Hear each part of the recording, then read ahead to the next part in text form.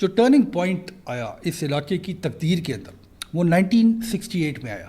برٹن نے یہ اناؤنس کیا کہ وہ اپنی ملٹری اور اپنی پولیٹیکل سپورٹ ان علاقوں سے ہٹا رہے، یعنی عربین گلف سے، اور انہوں نے یعنی برٹن نے اعلان کیا کہ 1971 وہ سال ہوگا جب برٹن کمپلیٹلی اپنی فوج کو واپس بلا لے گا، اپنے پولیٹیکل ریپرزینٹیٹیوز کو اس علاقے سے واپس بلا لے گا۔ اس کے بعد ایکچولی اس علاقے کا نقشہ تھا کیا، بہت ساری ایمریٹس تھیں، چھوٹی چھوٹی ریاستیں تھیں اس علاقے کے اندر، اور انتہائی خطرناک پوزیشن میں تھیں، کیونکہ ایک سائڈ پہ یعنی ویسٹرن بارڈرز پہ ان علاقوں کے سعودی عرب جیسا ایک بہت بڑا ملک تھا، اور ان ریاستوں کے ایسٹرن بارڈر کے اوپر ایران کا ایک بہت بڑا ملک تھا، اور یہ دونوں اینیمیز اس زمانے میں یہ دونوں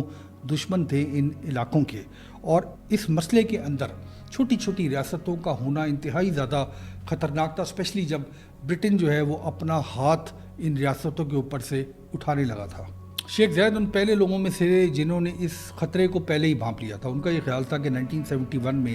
جب برٹش فورسز جائیں گی تو ایران یا سعودی عرب ان علاقوں کے اوپر قبضہ کر لے گا، اور یہ جو وے آف لائف ہے ان لوگوں کا یہ ختم ہو جائے گا، یہ ضم ہو کے رہ جائیں گے ان بڑی ریاستوں کے اندر۔ تو جب یہ برٹش کی طرف سے اعلان کیا گیا، برٹن کی طرف سے، کہ وہ 1971 میں جانے لگے ہیں، تو شیخ زید نے کوئی ٹائم ویسٹ نہیں کیا، اور وہ جو ملکہ ریاست تھی ابوظہبی کے ساتھ، دبئی کی ریاست، وہاں پہ انہوں نے ٹریول کیا۔ اس زمانے میں دبئی کے جو رولر تھے شیخ راشد بن سعید المختوم، ان کے ساتھ میٹنگ ہوئی ان کی، اور فائنلی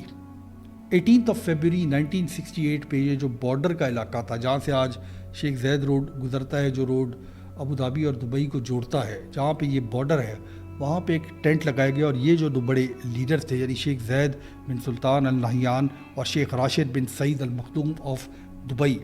انہوں نے یہ اگریمنٹ کیا کہ ہم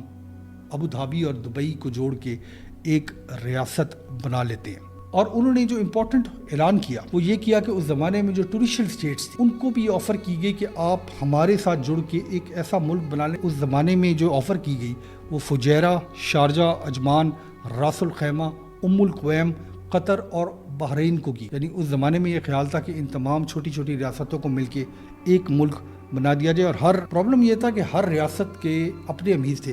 ان کے اپنے انٹرسٹ تھے، ان کے سوچنے کا طریقہ الگ تھا، ان ریاستوں کے اندر فردر ٹرائبلزم تھی، اور پھر ان ریاستوں کی اتنی ٹرائبز کو جوڑنا اور ان کو جوڑ کے ایک ملک بنانا، اس ملک کا لیڈر کون ہوگا، اس کو چلایا کیسے جائے گا، اس کی کرنسی کیسے چلے گی، ہر ریاست کا جو امیر ہوگا وہ کیا دوسرے امیر سے پوچھ کے خرچہ کرے گا، یہ بہت سارے مسائل تھے ایک ایسے علاقے میں جہاں پہ نیا پیسہ آنا شروع ہوا تھا۔